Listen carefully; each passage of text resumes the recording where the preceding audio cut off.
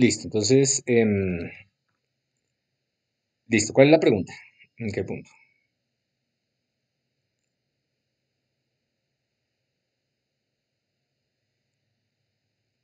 ¿Ya? Podemos comenzar por el segundo punto, profe. Vamos. Sí, punto uno, sección del ejercicio 1.1.1 del ejercicio 2. Correcto, que me dice que dado un conjunto G escrito por la ecuación de E a la 2k pi sobre n, Ujú. todo eso por I, que es la constante compleja, creo que es variable El compleja. número complejo, la variable compleja, sí. Eh, y pues que me pide demostrar A, que eso es un grupo, y B, Bajo la saber multiplicación. cuántos elementos tiene G. Eso es un grupo bajo la Sí, multiplicación. entonces, Listo. Entonces, lo primero, bueno, listo. Lo primero que hay que entender es qué elementos hay dentro del conjunto, ¿no? Entonces, estos esa es la cosa, elementos, profe, porque demostrar que es un grupo es fácil, pues porque la multiplicación me dice, pues la identidad es uno y la inversa es el inverso multiplicativo de ese elemento y sale para pintura. Pero la pregunta más importante es cuántos elementos tiene G. ujú. Porque incluso cuando lo planteaba yo con la fórmula de Euler como una fórmula de senos y cosenos, Pero, a ver, llegaba digamos, yo a la misma definición de aquí uno, de que uno tiene la misma inversa y la misma identidad, pero pero como uno adquiere el número de elementos. digamos que esto tiene sentido en el momento en que uno fija un n, ¿no? Uno fija un n en los naturales y para ese n fijado en los naturales, uno saca estas cuentas de acá. Entonces, digamos, yo hago n igual a 10. Entonces, los números que estarían dentro de ese, los elementos que estarían dentro de ese grupo serían e a la 2 por 0 por pi sobre n por i, e a la 2 por 1 por pi, e a la 3 por pi. ¿Sí me entiende? O sea, voy cambiando aquí el k en z, pero el n tiene que estar fijo. Entonces, yo realmente, ¿qué estoy haciendo? Sí, Digamos, yo escojo un n, escojamos un n sencillito, un n igual a 3, un n igual a 4. N igual a 4. Entonces, para n igual a 4, ¿qué elementos estarían acá adentro? Es la pregunta. ¿Cierto? Esa es la pregunta. Profe, qué pena. ¿Está grabando la clase? sí, Sí, lo que pasa es que la estoy grabando en OBS, por eso no se ve en Google Meet. sí, es que no me ha salido y no me ha salido aquí. Mm, Ahorita sí salió. No me sale nunca cómo grabar. Entonces, Lo que pasa es que ayer sí ustedes planean desde Classroom, no da la opción. Toca planearlos desde el calendario. eh, ¿sí? Sí, así pasó con el profe de redes. Ah, bueno, esa sí no la sabía. Listo, pero ya dejémosla con el OBS hoy para no molestar. Listo, entonces, atentos acá, ¿qué es lo que... Pero ese es un buen tip, que sí me salva la vida. Bueno, la pregunta es, ¿qué está pasando acá? Una vez uno fija n igual a 4. Entonces díganme ustedes qué tenemos acá. Profe, si K pertenece a los enteros, en ese caso yo también cuento el cero. Sí, claro, ahí están los En enteros, ese ¿no? caso entonces tendría yo cinco elementos, ¿no? Tendría el cero, sí, tendría ¿e a la qué? E a la 2 por k, que es uno, por ejemplo, por uno por pi, por pi por i, sobre n, ¿cierto? Es decir, sobre 4. Ese es uno de los elementos, ¿cierto? Otro de los elementos sería con 2, con k igual a 2. Otro de los elementos sería con k igual a 3. Otro sería con k igual a 4. Algo así. Sí, profe. K igual a 4. Entonces, a ver, cuando tenemos k igual a 4, este 4 se va con este 4 de acá. ¿Y qué nos quedaría? E a la 2 pi por i. ¿Y qué es e a la 2 pi por i? Si utilizamos la fórmula de Euler, Ujú. pues coseno de 2pi me da mi uno y seno de 2pi por i me da mi cero. Eso es uno, ese a la uno. es e a la 1. Bueno, Matías, o sea, ¿Qué coordenada tiene todo eso este número complejo?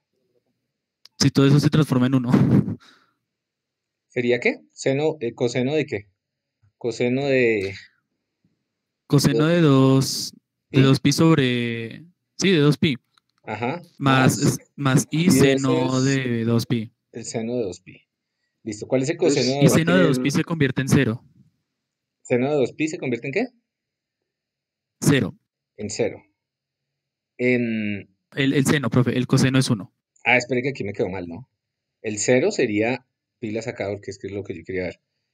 El cero no es cero, el cero es este, ¿cierto? Porque es reemplazar por el k igual a cero. Entonces, ¿esto da qué? Si lo dibujáramos en el plano, daría uno para la parte real y cero para la parte imaginaria, ¿cierto? Por otro lado, ¿qué es esto de acá? Esto daría e a la cero, ¿cierto? ¿Y qué es e a la cero? 1. Uno. Mentiras. E a la cero es uno. ¿Y cuál es la parte Sí, sí, sí. imaginaria? Cero. Entonces, ¿qué acabo de pasar? Acabo de construir un ciclo. Acabé de construir un ciclo, ¿cierto? Y cuando yo haga la siguiente, que sería e a la... aquí, ¿se acuerdan que era dividido entre 4? Que era dividido entre 4 y arriba multiplicado por 5, me imagino. Aquí por 5 y aquí entre 4, esto lo puedo partir en 2. Uno va a ser el uno que tengo acá, o sea, estos son potencias, ¿no? Entonces esto lo puedo escribir como este de e a la 4 por e a la 1, es decir, vuelve otra vez a arrancar. Entonces, ¿cuántos elementos tiene? 5. Ujú. Ah, ¿Se acuerda que yo les dije que eso era como un reloj? sí, sí, sí, ya lo tenía medio desarrollado. Listo, bien. Pero profe, en ese caso, si no tuviera que escribirlo como uno escribe las vainas, ¿cómo lo escribiría? ¿Cómo uno escribe las vainas? Pues sí, Eh, porque como en las demostraciones matemáticas hay que ser muy claro qué se Listo, usa tiene y que por ser qué se más usa. general, listo. Entonces, usted escoge un n, entonces sea n, un n fijo. Entonces uno puede ver que esto mismo, la idea es que en algún momento, cuando k es igual a n, esto vuelve a ser real a cero. Y cualquier n más allá de eso se puede escribir como alguno de los que estaba antes. Eso para los k positivos. O sea, el punto es en k igual a n, en los k mayores que n, y en los negativos, pues las cuentas dan por la relación de Euler, ¿no? Porque una de estas funciones es par y la otra es impar. Ya lo puede hacer por casitos para que quede bien escrito. ¿Sí me entiende? Y sí, profe, porque yo pues comencé demostrando cómo, o sea, pues la demostración de grupo, ¿no? Con las propiedades de multiplicación. Ujú, Luego hice lo de la fórmula de Euler para llegar a las mismas conclusiones. Entonces ujú, la única parte que queda por demostrar es cuántos elementos tiene G. ujú. Entonces ahí para Que demostrar es lo- cuántos elementos tiene G, uno lo que hace es mostrar que si K varía entre cero y n menos uno, usted tiene elementos distintos. Y para cualquier otro K que seleccione, usted siempre va a poder coger esos elementos y transformarlos a uno de los elementos que ya había construido.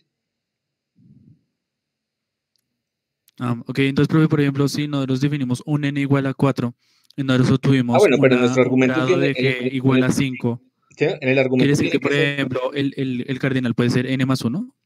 sí, o sea, el K como n más uno.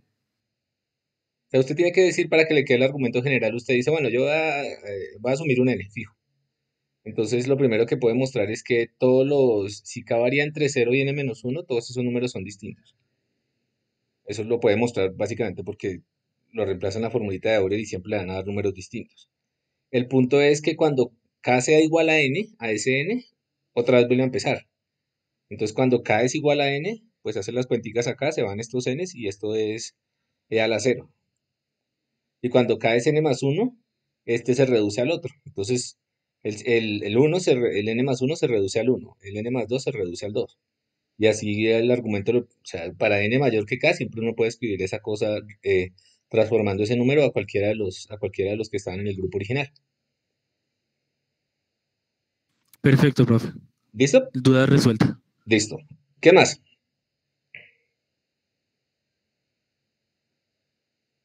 Profe, una pregunta. Dígame. Si yo Dígame. agarro un elemento de un grupo y lo elevo a la cero, me da la identidad? Sí. Siempre, siempre. Sí, creo que eso lo dijimos, no sé si lo dijimos en algún momento, pero la idea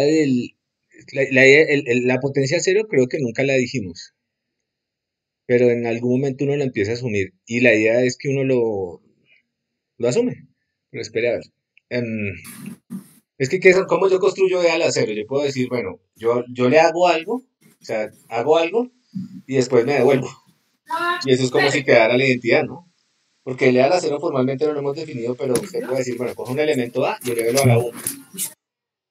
Y después, opérelo con A a la menos 1. Entonces el 1 con el menos 1 va a ser la acción del 0 y va a ser, y eso nosotros sabemos que es la identidad. ¿Listo? De hecho, eso lo Vale, listo. usamos en las pruebas de grupo. Gracias. Ok, más preguntas. Ah, listo, entonces ya todo está claro. No, mentiras. Bueno, entonces aprovechemos el No, no, tiempo. no. Dígame, no dígame, Juan. Es que también tenía una duda con respecto a los puntos de programación. Ah, esperen que de pronto, bueno, sí, Eh, pero esperen que de pronto les puedo dar un issue ahí al final, después de esto. O sea, les quiero mostrar unas cosas que pueden ser interesantes para ustedes también. vale, ¿Listo? sí, tranquilo. Listo, porque, bueno, entonces, ¿se acuerdan que yo les había hablado de Haskell? En algún momento cuando definimos que era un grupo. De los grupos salen los espacios vectoriales o nada que ver, sí. Lo que son los grupos, los anillos, los cuerpos, todas esas cosas son estructuras algebraicas. Entonces, si ustedes se ponen a pensar en un espacio vectorial, por allá en un pedazo están pidiendo algunas propiedades de grupo. Porque cuando uno define un espacio vectorial, pues tiene unos vectores y unos escalares, y a los escalares les pide ciertas propiedades. Y si se fijan, una de las propiedades que le pide uno, creo que a los escalares, es que la identidad exista. Entonces, sí tienen que ver. De hecho, eso, para allá vamos también. Creo que ya lo están viendo. Entonces, déjenme dejar de presentar y volver a presentar una cosa. Am, resulta que estuve hablando con un amigo que es arquitecto empresarial. Es arquitecto de software y arquitecto empresarial. Entonces, le pregunté por Haskell porque él me había dicho algo de Haskell y de programación funcional. Y me dijo, Haskell es una nota. No, le pregunté no por Haskell, sino por el uso de los monoides. Em, Entonces, me imagino que aquí hay gente que le gusta mucho el software, ¿no? Y que piensan hacer su vida haciendo software. Digamos, están apuntándole a ser arquitectos o cosas de esas. Arquitectos ya sea de software o arquitectos empresariales. Entonces me mandó un par de cositas que quiero que veamos juntos porque me parece chévere. ¿Cómo es que yo comparto acá con sonido? Si ya comparto, ¿ustedes ya ven el sonido o es que eso? Creo que sí, ¿cierto? Creo que sí, profe. Listo, entonces voy a presentar otra vez. Y les voy a poner acá para que si tienen problemas con el. Entonces, este es un curso de programación funcional y quiero que lo miremos porque eh, imaginémonos el siguiente problema. Supongamos que nosotros estamos diseñando un sistema de procesamiento de datos distribuido. Entonces, eh, si es que eso es que no me salió la pestañita cuando decía, así ahí está. No me salió la pestañita cuando le dije presentar ahora a toda tu pantalla una pestaña de Chrome. Listo. Entonces la pestaña de Chrome es esta. Entonces el asunto es este. Imaginémonos que estamos trabajando en el diseño de un sistema distribuido. De hecho, esa pregunta surgió porque estamos camellando en un problema con Andrés, que es mi amigo, para Nueva EPS. La universidad está prestando ahí un servicio de consultoría, de asesoría, y estamos procesando datos como de 6 millones de personas. Entonces estábamos discutiendo sobre cómo hacer un procesamiento paralelo sobre ese gran volumen de datos. Em, entonces ahora básicamente uno tiene una arquitectura donde uno tiene un montón de computadores atrás y la idea es que usted coge una tarea, por ejemplo la tarea de calcular un histograma. ¿Sí saben todos qué es un histograma? Sí. ¿Sí saben o no? Sí, profe. Un histograma es simplemente un conteo. Por ejemplo, en las 6 millones de personas, usted quiere construir cuántas personas están entre 0 y 45 años, entre 45 y 50, etcétera. Entonces, esto lo puede construir haciéndolo distribuido, ¿no? Entonces, yo puedo decirle a un conjunto de máquinas, coger la tarea, es decir, a todas las personas, y coger un conjunto de personas y pasárselos a un computador, otro conjunto a otro conjunto a otro, cada computador hace su conteo. El conteo, pues, requiere un algoritmo que es seguramente de orden lineal para poder tener esto, y después toca coger esos histogramas que están en cada uno de los computadores y pegarlos en un solo histograma. ¿Eso con qué se puede hacer? ¿Alguien sabe? No, no es Andrés Baena, es Andrés Hurtado. También es ingeniero de ahí, es arquitecto en Avianca, Andrés Teso. Pero bueno, entonces el asunto es que imaginemos que cogemos el histograma, los datos, perdón, y se los pasamos a distintas máquinas. Cada máquina calcula su pedacito de histograma y después los tenemos que agregar. ¿Eso con qué se puede hacer? ¿Alguien sabe? Ustedes que son los magos de la ingeniería. En paralelo, ¿con qué lo harían ustedes? Con MapReduce, ¿cierto? Un país, no, no, con una cosa que se llama MapReduce. ¿Sí lo habían escuchado? En MapReduce usted tiene una tarea y lo que hace es mapearla, partirla y la pasa a distintas máquinas. ¿Han escuchado de Apache Hadoop? ¿Sí o no? No, profe. Hadoop es una de esas cosas que se utiliza ahorita harto en Big Data. Entonces, cuando usted crea lagos de datos, mete un montón de datos ahí, son arquitecturas distribuidas con una interfaz encima que usted le permite operar y hacer operaciones ahí de manera como transparente. Entonces, MapReduce es una de esas cosas que uno usa en Big Data y está muy bien. Pero entonces, una pregunta un cuestión, un patrón de diseño que él me decía que era muy popular era ese de tener algo donde yo cogiera unas tareas, por ejemplo, y se las pasara a distintas máquinas las resolvieran, me dieran los resultados y yo pudiera meterlas en una sola bolsa. ¿Sí saben que es un patrón de diseño, cierto? ¿Ya vieron ingeniería de software? No, pero sí sé más o menos que es un Estoy patrón. viendo la vez de esta materia. Ah, bueno. Pero más o menos saben que si han escuchado que es un patrón de diseño. Yo no soy chiquito, dice. Eh, un, un patrón, por ejemplo, cuando uno tiene un modelo vista controlador, entonces uno separa. Eso es un patrón de diseño, es un template de diseño que uno usa para resolver ciertos problemas en ingeniería de software. Entonces, por ejemplo, cuando ustedes tienen el Word al frente, una idea sencilla es decir, yo voy a desacoplar el documento de cómo se ve, de la lógica que me permite actualizar el documento. Eso se llama modelo vista controlador. Ese es un patrón de diseño, una forma que uno usa ahí. Hay un montón de patrones de diseño. ¿Listo? Entonces, eso lo deberían ver y si no, los tumban. Si no, cojan un libro y aprendan en ingeniería de software.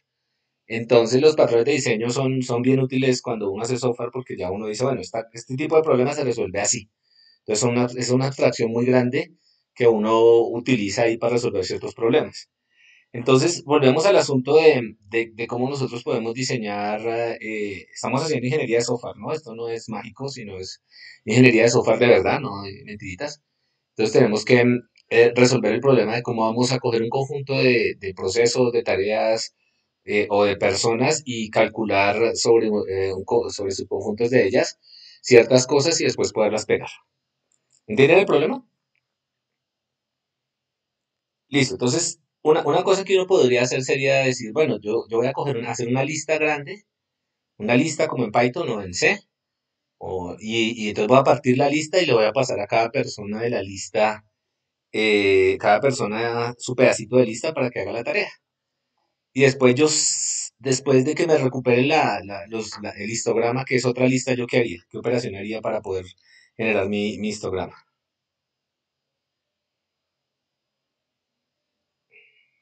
¿Ustedes, ingenieros, respóndanme? ¿Qué hace con las listas que resultan del procesamiento paralelo? ¿Qué hace?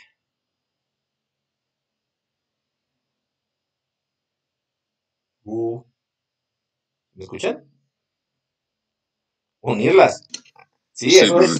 es. Sí, eso no tiene ningún misterio. Lo que hay que hacer es unirlas. Listo.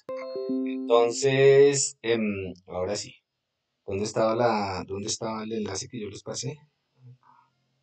No. ¿Todavía está el enlace? Pero me toca dejar de presentar y volver a presentar este enlace. Entonces, el asunto es que los monoides, de los cuales habíamos tocado un poquito, son una estructura que le permite a uno diseñar, o es hay que contar que es como un patrón de diseño, que se puede utilizar en ingeniería de software, y ya les digo por qué. Entonces, ahora sí, es que esto ya estaba acá. Compartir. Listo, entonces, venga, lo vemos juntos. Después lo pueden ver completo, pero veamos un pedazo. Entonces, la idea de esta cacharra, la idea de este curso de acá, Hello. Today we're going to be talking about category. es que uno puede programar arquitecturas súper complejas con lenguajes de un alto nivel de abstracción, pero para eso toca aprender algo que se llama teoría de categorías, que es como una generalización de los tipos de datos que nosotros utilizamos en programación. Entonces, esto es simplemente una introducción chiquitita. Now, here's the thing about category theory. It's really hot right now, but there's a big problem that I see with how people are teaching it. It's like it hasn't really come down from the ivory tower. Bueno, vale. Category theory, the Está. but Él, at the same él tiene unas hard piedritas ahí. to understand. Mathematicians, people, who, and yet when I Está so re- I want to answer that question. I do math, so it hasn't really been uh, turned into something that you would teach like to kids, for instance. But I find it. Okay, so that's why I have these piles of rocks. All math starts with piles of rocks. We take these piles of rocks and we can imagine, putting them together into a bigger pile. Now, what's happened? We've added their numbers together and we have rocks. Listo, entonces él arranca con un conjunto con 3 pilitas de piedritas. Entonces él lo que hace es decir, bueno, yo las puedo eh, juntar todas y pues me da una pilita de rocas. ¿Listo? No he hecho nada You raro. could do the same thing for apples and oranges. And we all know this. We've done this a million times. Groups of people coming together. Now you have a bigger group. Ujú. And what mathematicians discovered, they learned about how the universe works, is that this operation conserves the number, right? So I can put them together. Listo, entonces esto es importante. Lo que dice lo que dice es que la operación conserva el nombre, el número.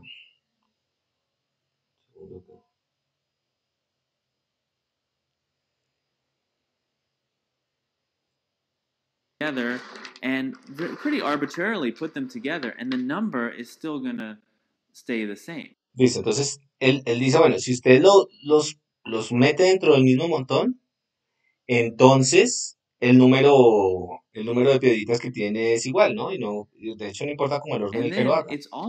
it doesn't matter what types of things they are. The same thing works for apples and oranges and people and Este punto del que está hablando él es importante. Funciona para las piedras, pero funciona también para las personas, pero funciona también para los procesos, pero también funcionaría para conjuntos de cualquier otra cosa. Cuando yo los pongo en el mismo montoncito, la cantidad de objetos que estaban antes y la que queda después de que los pongo en el montón sigue siendo la misma. seeds and acorns, anything you could think of, you can put them together, and it makes a pile that's just the sum of the smaller piles. So mathematicians, they took this idea that applies to apples equally well as it applies to rocks, and they abstracted two things. They abstracted the notion of count into number, right? So we don't have to count anything particular. We can just talk about numbers. So we've got number, and then the operation of addition. So I'm going to write that right here. So we know that addition doesn't depend on what you're actually counting up.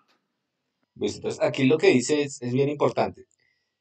Tanto como para manzanas como para rocas, los montoncitos están caracterizados por un número. El número de manzanas que haya en un montoncito, el número de manzanas que haya en otro montoncito, ¿cierto? Cuando yo las junto, me sale un número de manzanas que es igual a las que había en el primer montoncito más las que había en el segundo montoncito.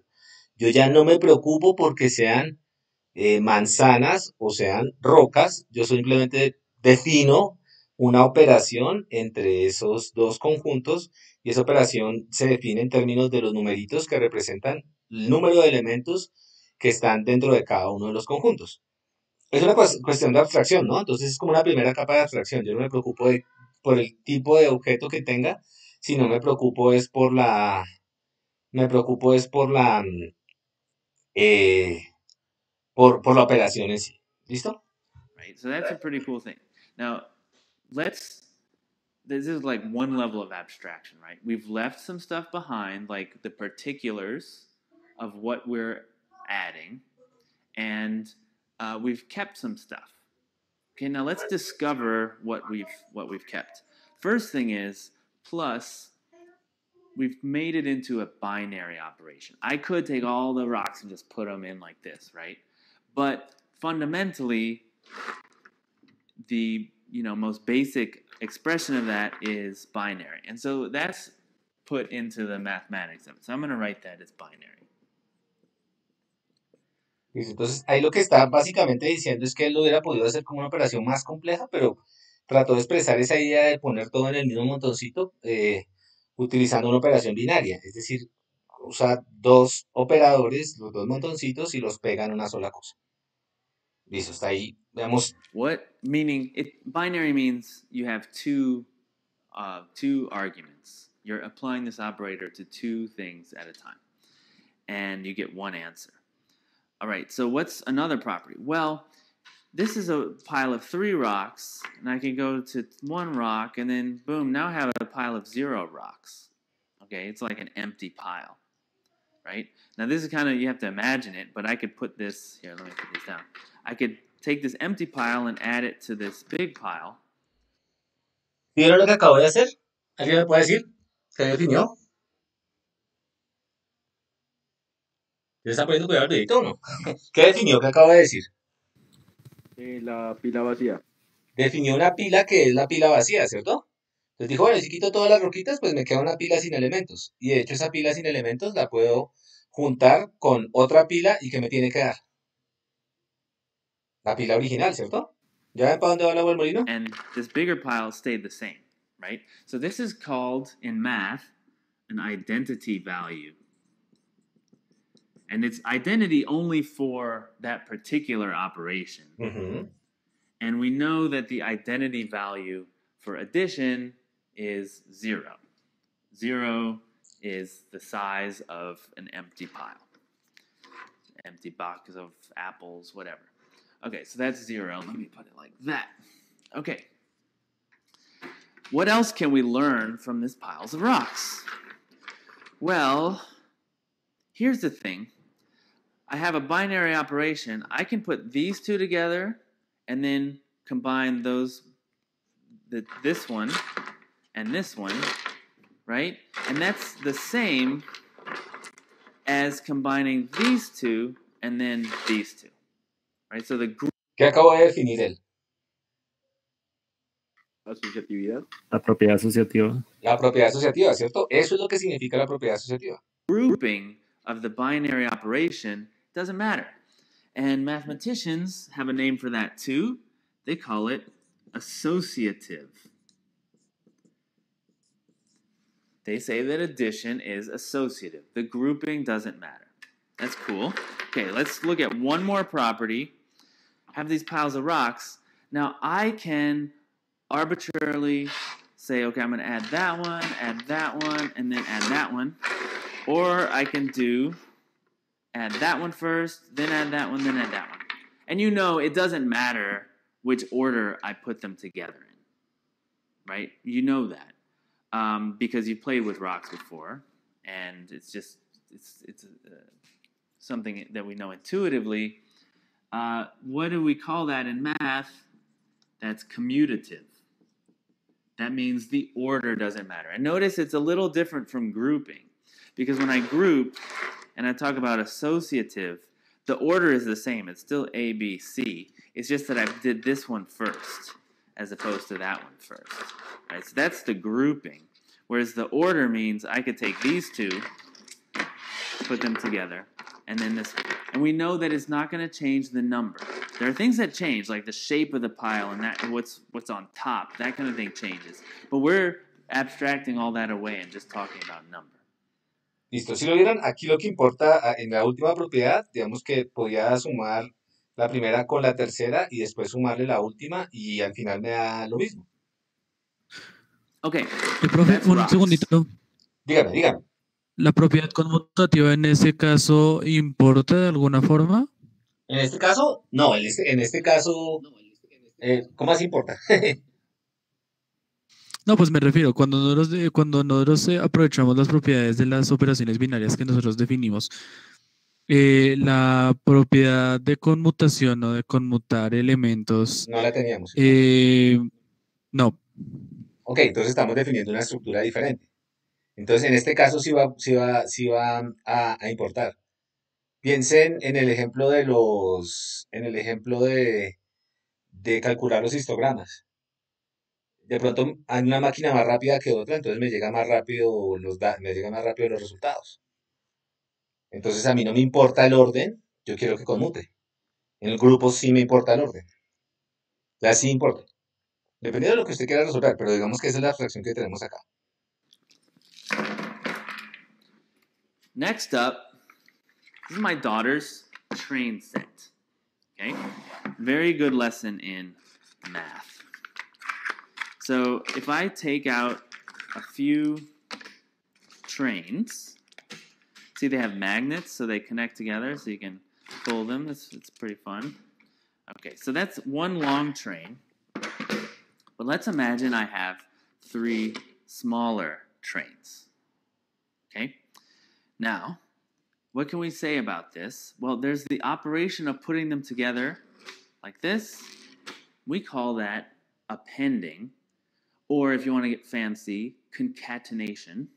We are concatenating. Eso es lo que hacemos cuando operamos en strings, en cualquier lenguaje de programación, ¿no? Tenemos un conjunto de unas cadenas de caracteres y las pegamos, ¿cierto? And this is very similar to taking 2 text strings of symbols, and concatenating them together, right? So this is an operation that we do all the time as programmers. We take 2 sequences, it's a sequence, and we put them together.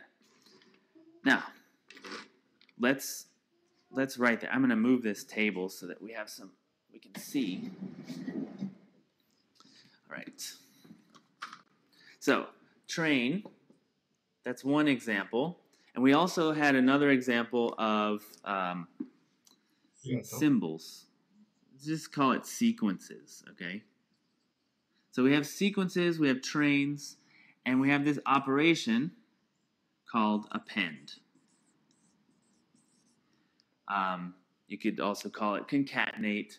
And we notice that we can also make it binary, right? We can start with 2 trains and put them together. We can't really do anything with 1 train, with appending. But we can do it with 2 trains, so we'll say it's binary. All right. Does it have an identity value? Well, yes, you can think of something like an empty train, a train of... Bueno, adelantarnos un poquito, es binaria, tiene un valor de identidad. ¿Cuál es el valor de identidad cuando uno programa? Si quiere, ¿con qué tengo que concatenar para que me quede igual? Una cadena vacía. Por algo vacío. Con algo vacío, ¿cierto? ¿Es asociativa? Sí, yo puedo concatenar en cualquier orden, ¿no? En cualquier orden. Bueno, manteniendo el orden, digamos, ¿cómo concatenar el primero con el segundo y después el tercero?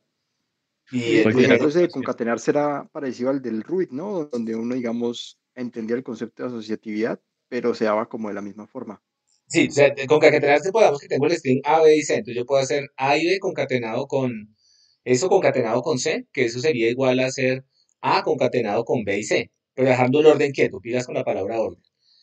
Em, ¿Y la conmutatividad se tiene o no? Si yo concateno el string mamá, papá y con el string papá, ¿qué me da? ¿Es conmutativa o no es conmutativa? No, no, No, no lo no es. es. No es conmutativo. No es conmutativa. Ah, entonces hay una diferencia entre la... Venga, miramos a ver si es conmutativa o no. Zero cars. That would be where you start, right? So yes, you can also think of an empty list, an empty array, an empty string.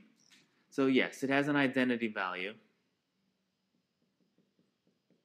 And it is like this, empty list. All right, now, is it associative? It's a good question. So what would associative mean for trains? Well, I would put these two together first, and then this resulting one with this one. Do I get the same train as if I put these two together first, and then that one? And yes, obviously, yes. And we can see, because we've done this before, that it doesn't really matter what trains I have, right? That's always going to be true. Okay. Finally, is it commutative? Does the order matter? Now, how can we try to find a case where the order does matter? Well, I can take this one, and then add this one, and then add that one. Now, that's clearly not the same train as I had with like this, right? So the order does matter. I found a case where the order matters. That's all we need to do. So it is not commutative. Nice. Okay. This is done. I don't need an example anymore. Not for a while. Yo por aquí pregunto, ¿ustedes en sus lenguajes de programación, lo que programen ahora, C o conocen alguna, así como hay una clase o hay una estructura de datos que es la lista, donde uno puede hacer estas operaciones, ¿conocen alguna estructura de datos o algún objeto o alguna clase donde tengamos esta propiedad, que sea binaria, que tenga un valor de identidad, que sea asociativo y que sea conmutativo? A ver, los másters de la programación. Lo conmutativo lo vería difícil, pero De pronto en un diccionario. una lista enlazada. Pero en una lista enlazada yo tengo el orden y en un diccionario falta creo que Es que en el diccionario no importa el orden, creo. Porque Pero uno usted, está pero relacionando. usted puede asociar dos diccionarios. En el diccionario falta algo, creo. Sigámoslo viendo ya. Depende del lenguaje. Ujú. So I'm going to Pero put digamos, this el que aside. conozco es el de Python. Let's talk about something. See, we've got these two levels of abstraction. This is like very... Esto es bien importante en nuestra jerga de ingenieros, ¿no? Pues nosotros en vez de trabajar con secuencias, trenes, nosotros nos inventamos abstracciones que le permiten a uno operar con distintos tipos de objetos. Entonces una abstracción es la lista. Entonces yo defino listas, o está hablando de Python, listas o arreglos que tienen estas propiedades de ahí yo meto los objetos y de ahí para adelante puedo manipular muchas cosas. Entonces el punto, y quiero que se lo lleven para que lo piensen en la casa, es si las abstracciones que nosotros estamos construyendo son suficientes para modelar muchos de los problemas que tenemos cuando programamos. Pero sigamos. very physical, real world stuff. We've abstracted it to this abstract idea that kind of doesn't talk about the physical anymore. And we can put another... Oh, green doesn't show up well. Yeah, purple. We can put another thing at this level, and we can start to talk more abstractly. We don't have to do everything at this physical level. So there's an operation that I use all the time. It's very common. It's called merge. You have two hash maps, and you want to merge them together. You want to make one hash map that has all the keys and values of both. Right? So there's this merge operation, and there's some representation that you could come up with in the real world, but we're just going to leave it blank. All right, so it's definitely binary. it starts with two hash maps. You put them together. Now, does it have an identity value? What is something that you do this operation on, it doesn't change the thing? Well, yes, it does. It's the empty hash.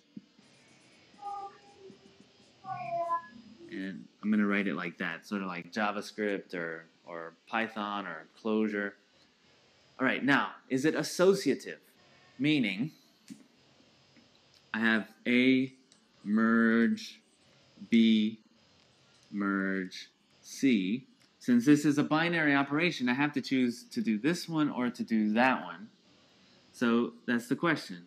Does this matter? Does it matter which one I do? And if you think about it, you will see that it doesn't. That merging all the keys and values into B from C and then taking that thing and merging it into A is the same as merging B first and then merging C, which is called associative. Grouping doesn't matter. That's great. All right, now we have this other question. Does the order matter? Okay, and we're dealing with this more abstractly than we did with the trains and the rocks.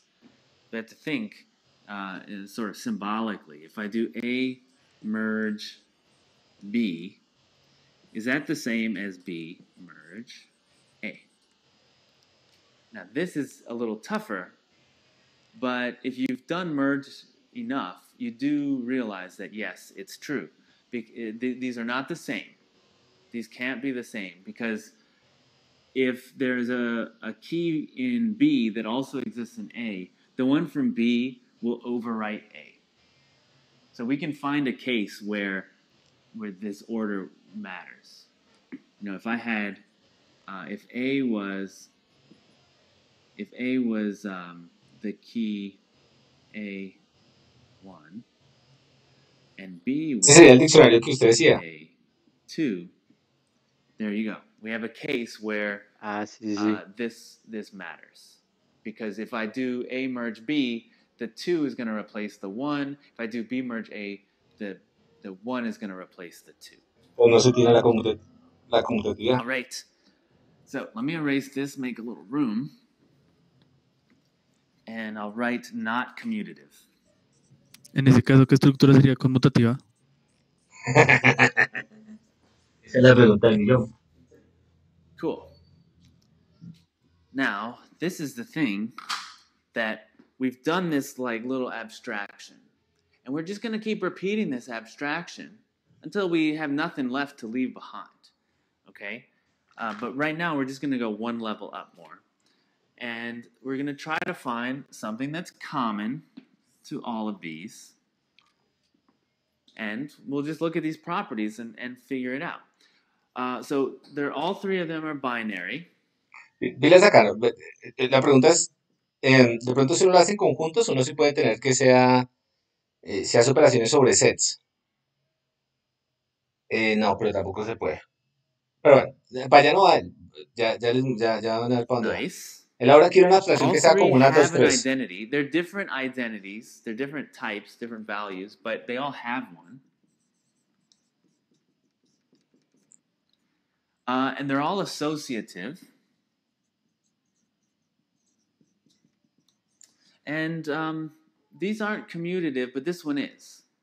So we can't say we can't say it is commutative. We can't say it's not commutative.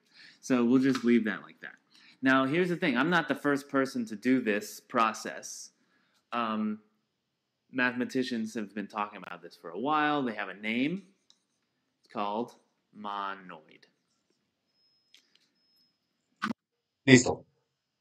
Entonces, ¿qué acabo de hacer él? Él dijo, bueno, yo ahora voy a generalizar aún más, voy a abstraer aún más estas tres estructuras, o estos tres operadores. ¿Y qué tienen en común los operadores? Los tres son binarios, los tres tienen identidad y los tres son asociativos. Y a eso le voy a poner un nombre. Así como bauticé listas, como bauticé el merge en el caso de los diccionarios, a eso le puedo poner un nombre y es el nombre monoide. Listo, entonces, ¿qué gracia le ven ustedes al monoide? Pero el monoide es una estructura de datos programable, además Eh, de una estructura matemática. ¿Qué acabo de decir? ¿Que sí es o que no O es? sea, no, por eso, si el monoide, o sea, bajo esa definición, entonces el monoide es una estructura de datos que se puede programar. Sí, y ese es el truco. Lo que usted lo acabó de... O sea, yo puedo coger estas cosas y programarlas. De hecho, yo estuve por ahí buscando una implementación en Python si la encontré de monoides. Entonces usted puede programar una estructura de datos que sea monoide y operar sobre monoides, así como usted operaba sobre listas. Entonces tiene elementos que se operan con la operación del monoide y tiene estas propiedades. Usted le acabó de pegar al punto central. Monoid. That's the mathematical name for this abstraction. It's a second level abstraction. You see, we started with apples and we went to addition and then we went to monoid. This is a second order abstraction, which the thing is, we usually operate here. Like our programming languages and other languages, other concepts that we have are usually at this level. Mathematicians have taken it to this other level, which kind of explains why we aren't that familiar with it, even though we do deal with it all the time. Okay, so I want to bring this back up because I want to talk about why monoids are cool, now that we know what they are. So first of all, the fact that they have an identity, you use that all the time. So when you're doing a sum, you're doing an addition, and you're going to loop over something, you're going to start with 0. You initialize your variable to 0. Listo, entonces imagínense ustedes manipulando objetos a través de estos monoides. Entonces, imagínense cómo sería la estructura para poder hacer esa agregación de los histogramas. Entonces, supongamos que ya tenemos los resultados de esa cosa. Entonces, usted necesita agregarlos, es decir, meterlos todos en un solo lado. Entonces, usted hace un for. Pero para hacer un for, usted necesita una variable inicial, algún sitio donde almacenar el cero, ¿cierto? Cuando uno hace un for y va acumulando, pues uno arranca con un for en cero y le va metiendo cosas dentro de esa variable, ¿cierto? Esa es la idea de hacer un for acumulando. Entonces aquí en el monoide abstrae esa idea. Entonces yo no necesito, con los monoides yo tengo la idea del cero, con el cual, por ejemplo, en ese caso de ese algoritmo yo puedo ir agregando. O sea, el cero es súper útil. Or you do a reduce with 0 because that's the identity value. And so you're going to add stuff to that 0, starting with 0. Same with appending or with an empty list. You start with an empty list and you start building up that empty list. Same with the hash map. If you want to add keys to a map and like add them over a loop, you start with an empty hash, usually. Okay, so that's one of the cool things about monoid, is that it captures that pattern of initializing a variable before you operate on it, and tells you what you need to initialize it to. Okay, acabo de decir una palabra que fue, si ustedes tienen siempre esos ciclos donde van, por ejemplo, sumando, piensen en que uno tuviera varias cadenas y las que quiera concatenar todas, o tiene varios conjuntos y los quiere meter todos en el mismo, meterlos todos dentro de la misma bolsa. El monoide ya le da a uno una idea, un patrón general donde uno solo necesita la identidad y desde ahí va sumando y sumando y sumando. Bueno, aplicando la operación binaria. Second is associative. This is about grouping, not about order. But what it lets you do, like let's say this train is a bunch of work that I want done. That means that I can break this thing up in any arbitrary way, and I'll be able to put them back together to get the right answer. So instead, A ver, ¿alguien me puede decir qué acabo de decir y por qué es importante para nuestro ejemplo? ¿Por qué la asociatividad es importante?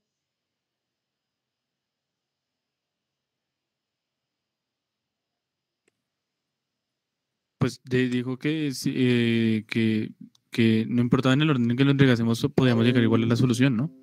Exactamente. Entonces piensen ustedes diseñando un sistema de estos distribuidos absurdos donde tienen muchas máquinas. Imagínense ustedes que tuviesen que programar en cada una de las máquinas algo para saber si ya llegó la solución que necesitaban para poder pegar al otro pedazo si una máquina se apagó y dejó de botar soluciones. Eso se vuelve una pesadilla tratar de pensar en cómo uno podría tratar de organizar todo para poder pegar, por ejemplo, en el problema de los histogramas.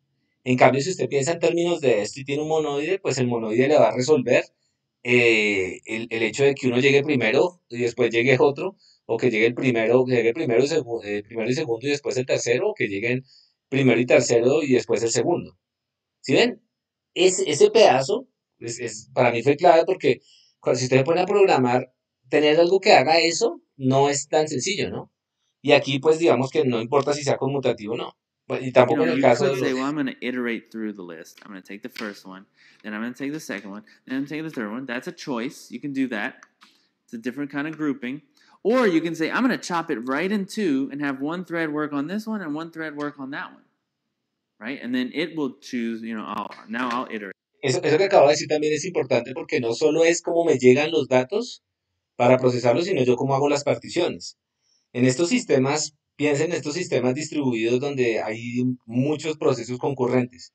Entonces, en la nube de Amazon, Amazon le está sirviendo a un montón de gente al mismo tiempo y necesita resolver los procesos. Entonces, pues, si yo programo con monoides por detrás, yo tengo un monoide y yo cojo los datos y los parto, arbitrariamente, dependiendo de quién está disponible para poder resolver mi tarea. Y yo no me tengo que preocupar por hacer particiones de cierto tipo porque yo ya sé que como eso es un monoide, cuando los mande allá al otro lado y me retornen, yo los voy a poder agrupar y voy a tener lo que yo quiero. Que eso es genial. O sea, no, So you digamos, can es like muy mix and jodido tener match. por otro lado. And now you have all these little pieces, boom, you just put them back together. Bam. Right? So this is a very cool property of monoid, that you can break it up arbitrarily because you can put it back in any grouping. Not any order, any grouping. Okay, so that's monoid. I think it's really cool. It's my favorite thing at the moment.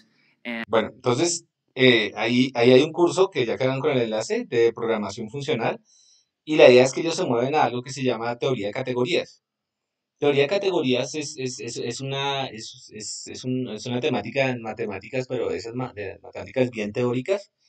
Y lo que ellos crean son en la práctica, en el lenguaje de nosotros los ingenieros, serían tipos. O sea, aquí creo el tipo, como cuando uno dice el tipo de dato, pues creo el tipo de dato monoide. Y tiene sobrecargado un operador que tiene esas tres propiedades, binaria, identidad, asociativa. Entonces, cuando yo creo objetos de ese tipo, pues van a heredar esas propiedades.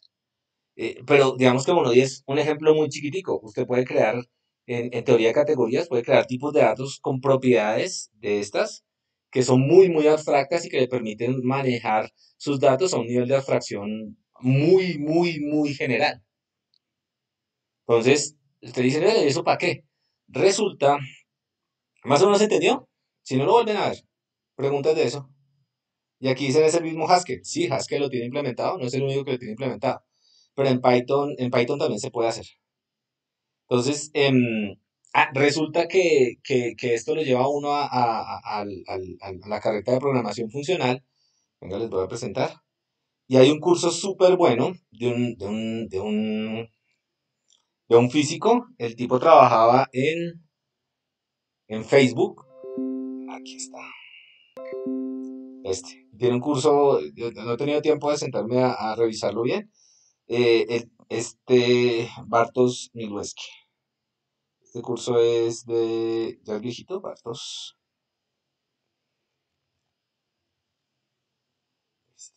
¿Ya está viendo mi pantalla? Sí. Entonces, es físico, él terminó trabajando en Facebook y tiene un libro que en vacaciones me toca sentarme a mirarlo porque se ve súper bonito. Y es un libro en teoría de categorías. Y por ejemplo, este curso se lo dictó a la gente de Facebook.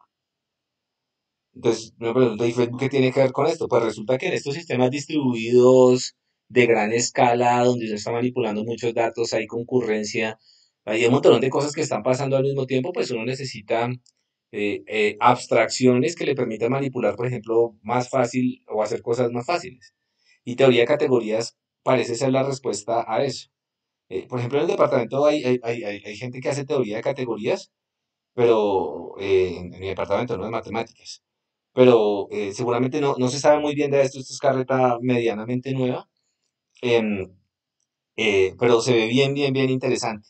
Haga de cuenta como cuando uno pasa lo veo yo así, cuando uno pasa de la programación imperativa a programación orientada a objetos y uno descubre que la definición de los tipos se vuelve una herramienta pues poderosa.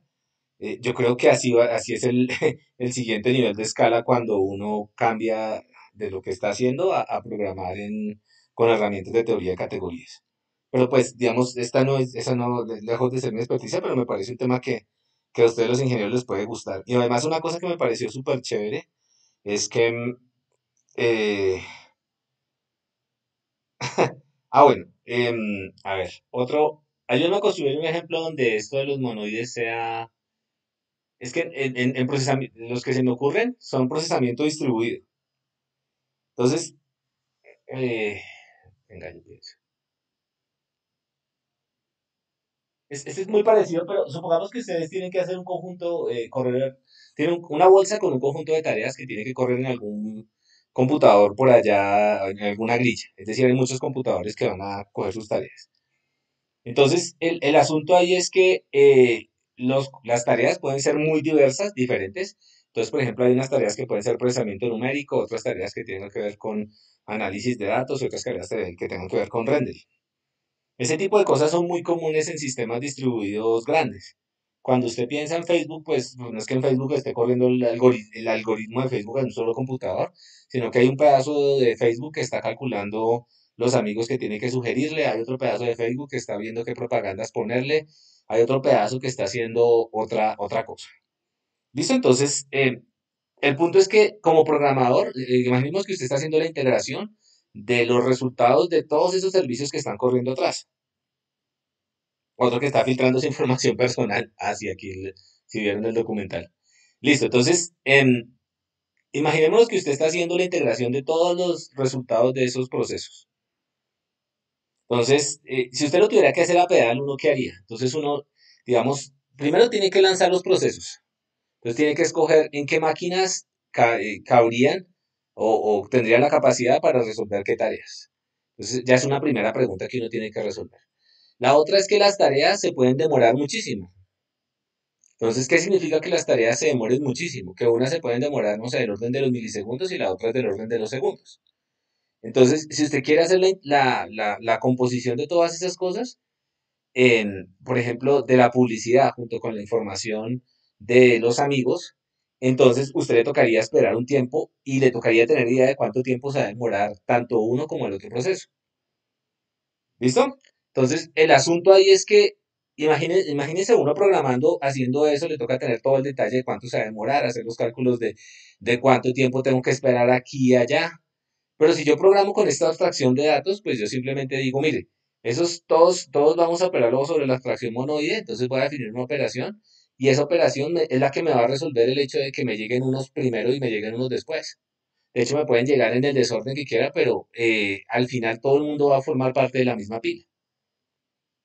Entonces, claro, yo no les estoy diciendo cómo se implementa el monoide. O sea, de todas maneras, no les estoy diciendo la tarea completa, ¿no? Yo simplemente les estoy diciendo, imagínense que tuviesen esa estructura monoide, lo útil que sería. Porque la estructura monoide debería resolver todos esos problemas de concurrencia, por ejemplo, o de asignación. Entonces, piénsenlo como si fuera, como si ustedes en algún lado tuvieran la clase monoide. Entonces, ay, la clase monoide, y uno ahí la usa y, y funciona mágicamente. Pero, pues, el diablo está en los detalles, ¿no? Alguien tiene que sentarse a escribir la clase monoide para que la cuestión funcione. Pero la gracia de escribir la clase monoide es que la clase monoide la escribimos una sola vez. Y ya, y se acabó, la escribimos una sola vez y esa abstracción, tal como usamos una lista, la podemos usar para meter los objetos que se nos dé la gana. La clase monoide la podríamos usar para manipular lo que se nos dé la gana. Entonces piénselo como un tipo de dato, otro tipo de dato que está por encima de así como él hizo el grafiquito, por encima de los tipos de datos que nosotros manipulamos. Entonces, ahora ya uno puede pensar, bueno, ¿yo qué podría hacer con monoides? Ah, bueno, esa es otra pregunta diferente. Pero, por ejemplo, esa de poder sincronizar diferentes procesos a través de un monoide, esa me parece útil. La otra es la que ponía él de coger los procesos y partirlos independientemente de saber quién está por detrás. la sola idea de pensar qué es lo que se necesita para poder resolver el problema ya es valiosa. Porque si usted se pone a pensar en todos los detalles que tiene ahí, pues pierde el año, porque se va a demorar muchísimo resolviendo todos los problemas. Pero si usted piensa en la abstracción, como siempre en computación, en programación, si usted piensa en la abstracción, usted dice, es que esta cosa, donde yo la resuelva y la resuelvo una vez, bien, eso me va a servir para el equipo de publicidad, me va a servir para el equipo de despliegue, de no sé qué, me va a servir para el otro equipo. Y solo una clase me puede servir para todos, la distribución de todos los procesos en todo mi Facebook. Eso es un buen ejemplo. Cuando los tipos números se traen a la clase number, y number tiene un montón de cosas allá que son funcionalidades que uno utiliza cuando manipula todos los números. Eso, esa misma idea de abstracción es lo que está detrás de teoría de tipos. De teoría de tipos, no, de teoría de categorías. Pero ahí, digamos, ustedes piensen en programación y se van a dar cuenta que esa cosa, cambia el nombre de monoide o objetos agrupables, pero se van a dar cuenta que vale la pena tener una cosa de esas implementada. Aquí hay más, pero pusieron uno por acá, miremos. Eso me parece chévere. Bueno, aquí está todo lo de teoría de categorías. Em, me parece bien chévere la pinta del tipo. Y el tipo, de hecho, se salió de Facebook porque dijo que creo que en la historia ellos lo estuve leyendo en algún momento. Pero ahí les dejo la inquietud. Y, eso se puede hacer en Haskell. Yo les había dicho en algún momento. Pero pues obviamente para meterse a Haskell toca tener una buena fundamentación en teoría de categorías. Yo creo que después de verse este curso uno ya se puede meter. Pero lo que sí estoy seguro es que si Andrés Hurtado se está metiendo por ese lado, es porque por ese lado hay cosas muy valiosas. Y estoy hablando de un arquitecto de software, ¿no? O sea, no solo hablan carreta, aunque es una parte importante de lo que tienen que hacer. Listo. Entonces, ahí les dejo la duda de lo de teoría de tipos, teoría de categorías, monoides. Recuerden que eso lo nombramos en algún momento. ¿Qué diferencia hay entre un monoide y un grupo? ¿Cuánto gana? No sé, ¿cuánto se está haciendo un arquitecto? ¿Cuánto dirían ustedes que es un buen sueldo para un arquitecto? Y ¿Arquitecto de software o arquitecto? arquitecto empresarial, no, cuando yo hablo de arquitectura en ingeniería de sistemas, es arquitecto de software. Ustedes saben que eso es una línea de vida, ¿no? Ustedes de hecho no lo saben ahora, Sí, pero sí, algún es día una de ustedes, las especializaciones junto con desarrollo de software. hay arquitectos empresariales, hay arquitectos de software, hay un montón de cosas ahí. Bueno, bueno, la respuesta a la pregunta es, bueno, dos preguntas. Una es, ¿qué hay en el monoide que no haya en el grupo? Inversas, ¿cierto? De hecho, las inversas uno las introduce para poder estudiar simetría. Pero muchas de las cosas que estamos haciendo con grupos de pronto aplican en monoides. La otra es cuánto puede ganar un arquitecto de software. No sé. Yo sí sé, pero no lo voy a decir. Ah, Entonces, muchos de ustedes van a terminar en el mundo del software, entonces preocúpense. Más de 8 millones seguro. ¿Más de qué? 4 Más mil de 8 dólares al millones mes. seguro. Sí, esto puede estar la cosa. Bueno, entonces, ya hicimos uno. No sé si este lo hacemos después porque cansamos a ver. Pero les voy a. Es que me gustaría que hiciéramos este de Gap. No, yo creo que hay más preguntas y hacemos lo de Gap después. ¿Qué es lo de Gap? Em, eh, una compañía de juguetes, esto es de la vida real, ¿no? Anunciaba en los empaques del cubo Rubik que habían más de 3 posibles billones de combinaciones de estados en los cuales uno podría llevar el cubo Rubik. Esta historia se cuenta en este libro, que de pronto alguien lo ha leído, yo no lo he leído completo. Se llama El hombre anumérico. Y habla sobre el analfabetismo matemático y sus consecuencias. Entonces, eh, el dibujito está chévere, miren.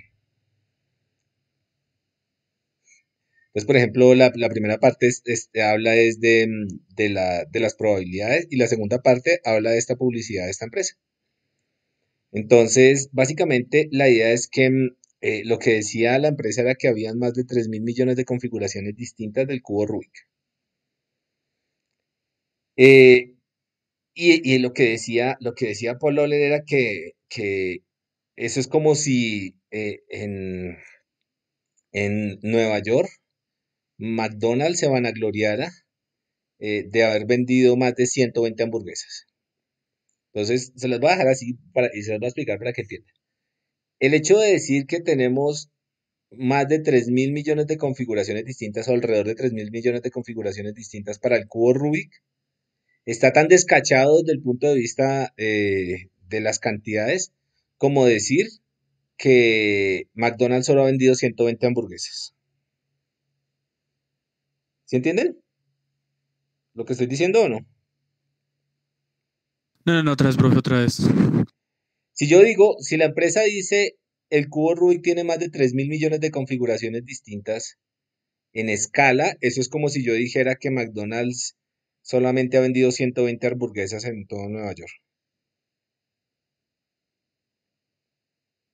O sea, esa publicidad está muy errada. ¿Por qué? Porque el número de combinaciones que se tienen para el cubo Rubik son 4 por 10 a la 19. Entonces la pregunta es, ¿de dónde sale este número de acá? ¿Cómo podemos saber cuál es el número de posibles combinaciones del cubo Rubik? ¿Listo? Y lo chévere es que esto lo podemos resolver utilizando esta cosa de acá, que la voy a aprender a usar solo por ustedes, que se llama GAP. Y GAP es para hacer geometría, Group Algebraic Processing, creo. Procesamiento de grupos algebraico. ¿Se acuerdan lo que les pedí de sacar las tablitas con los grupos de permutaciones y esas cosas? Que me imagino que para allá iba el asunto. Eso se puede hacer en GAP. Y de hecho son los primeros ejemplos que uno hace de GAP. Entonces, la siguiente semana, que ya hoy yo creo que no alcanzamos, vamos a ver de dónde sale este número. Y ahí puede haber un proyecto interesante. Y es GAP. Con GAP ustedes pueden encontrar la solución a cualquier configuración de cubo Rubik. Ese es un problema bueno, uno construye el grupo de los que contiene todos los posibles movimientos del grupo del cubo Rubik, da este. Imagínense lo que ustedes tendrían que hacer en un algoritmo ingenuo para poder encontrar la secuencia de movimientos sobre este posible número de secuencias que le den a uno la solución a un cubo Rubik.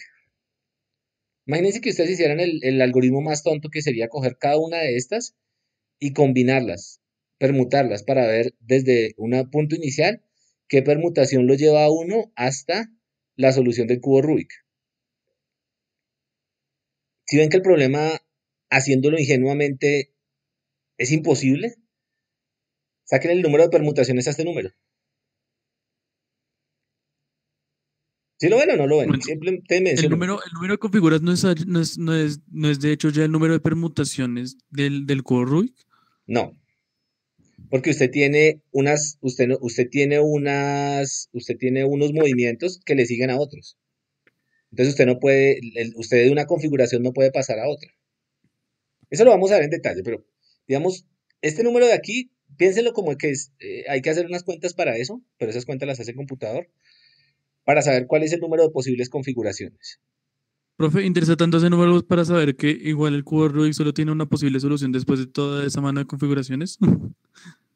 ¿Cómo así que solo tiene una posible solución? No, desde un estado cualquiera, desde un estado usted puede llegar a la solución. O sea, la solución del Pero cubo, la solución es la misma para todos los estados. el algoritmo, dice usted. Sí. El algoritmo, sí, pero la solución no es la misma. La solución pensémosla en términos más de lo que hacemos nosotros, que es una transformación seguida de otra, seguida de otra, seguida de otra. Pero digamos que sí importa. Después vamos a ver por qué. O sea, simplemente para tener una idea de cómo lo podríamos hacer. Listo, entonces lo voy a dejar por ahí. Me toca cacharrear más con GAP, pero el que quiera verlo, busque cubo Rubik GAP. Y GAP es una nota. O sea, esto se lo bota inmediatamente a uno. 2 líneas de código y resuelve sus problemas. Listo, dejémoslo por ahí. Bueno, porque esto de Gap. Echen una miradita a Gap, porque ahí están los algoritmos para hacer lo que preguntamos de una manera un poquito más sencilla. O sea, mírenlo por ahí, no les voy a decir por dónde es, pero mírenlo por ahí. ¿Listo? ¿Hay preguntas?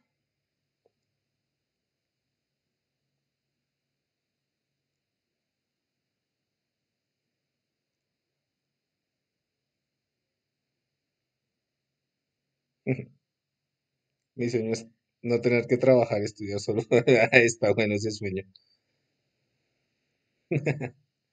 Uno que ganaba 17 millones por un trabajo de medio tiempo. Bueno, ahí háblense entre ustedes en el chat. Bueno, muchísimas gracias por todo. Aprendan Haskell. Yo ya tengo muchas cosas que hacer para aprender Haskell, pero voy a aprender Haskell. Listo, Profe, una pregunta. dígame. Si surge alguna duda, digamos, con algún punto que esté más adelante, ¿se la podemos hacer por correo?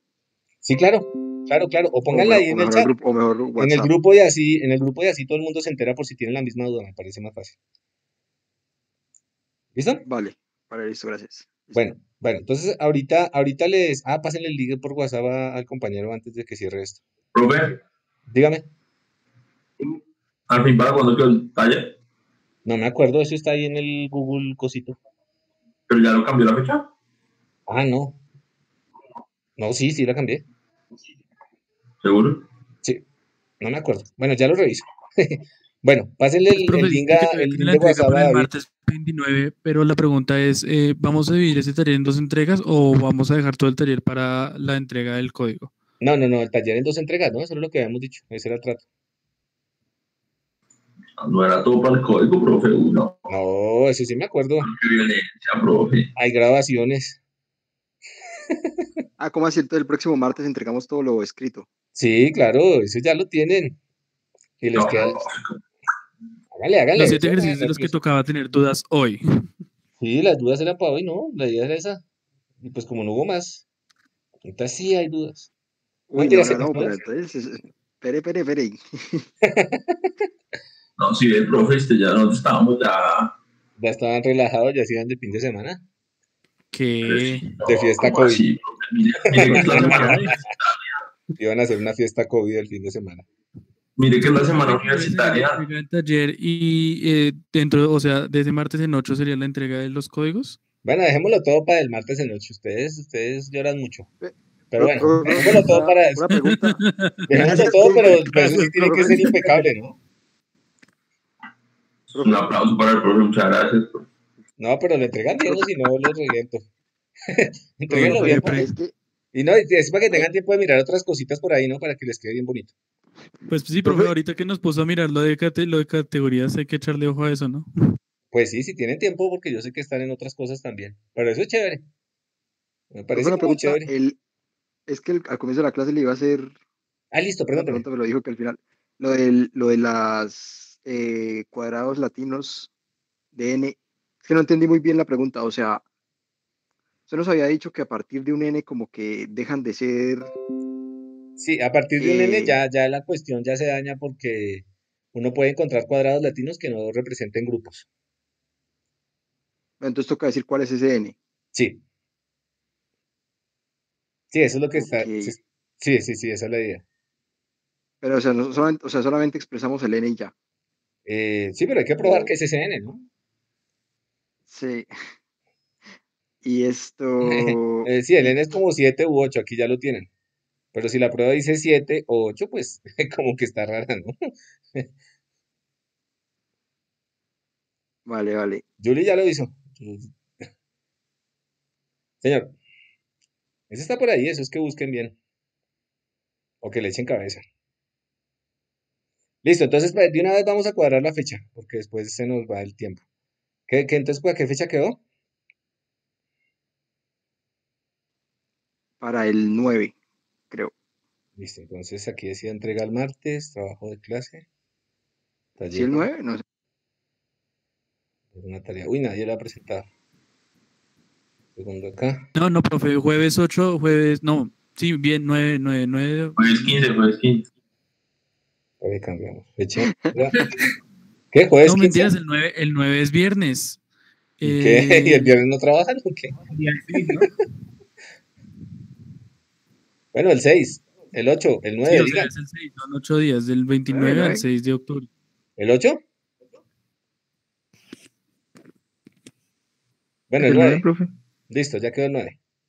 Ahora hasta medianoche, ya ahí quedó. 15 al 15. No, ya. Para que les quede tiempo de aprender teoría de categorías en estos 2 días. Listo. Bueno, que estén muy bien y cualquier cosa ahí ponen sus mensajes en el WhatsApp que entre ustedes están ayudando más que lo que yo los puedo ayudar. Gracias. Hasta luego. Ahorita subo la clase. Gracias, profe.